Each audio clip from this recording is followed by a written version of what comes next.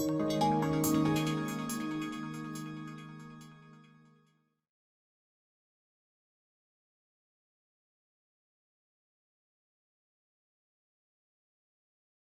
өдрийн мэнд төргий Storyline програм нь интерактив захин хичээлийг зориулагдсан хэрэгсэл буюу төвлө юм.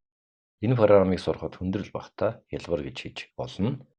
Энэ курс хичээл Storyline програмын хамгийн чухал шин чанаруудыг зааж өгөх бөгөөд ингэснээр та өндөр чанартай интерактив захин сургалтыг хурдан хугацаанд бий болгох чадвартай болно.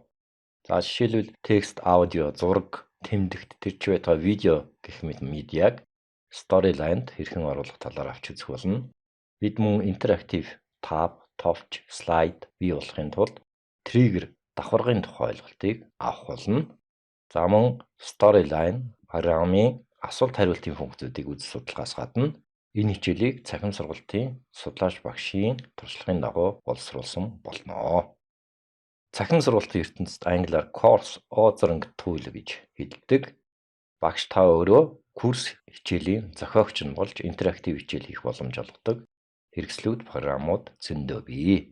За жишээлбэл Adobe Captivate, Articulate, Storyline, Lectoria, iSpring гэх мэт олон програмууд бий. Эдгээр програмууд нийтлэг 3 шин чанар бий. За эхний чанар нь бол Create Interaction буюу интерактив харилцан ажиллагааг үүсгэх юм. Интерактив ажиллагааг сценаар, drag and drop буюу чирч аваачиж байрлуулах, слайдер болон гүйлгэх панел үүсгэх зэргээр үүсгэж болно. Хоёрдугаар нийтлэг шин чанар нь Control over Design буюу дизайны элементүүдийг өөрчлөх боломжтой байдаг.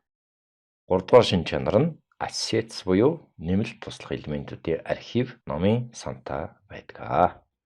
Фото зургууд, характер зургууд, айконууд, иллюстрат зургууд гэх мэт нэмэлт туслах элементүүдийг ашиглаж болно. Цахим хичээл хийхэд дараах зүйлүүдэд анхаарлаа хандуулах хэрэгтэй.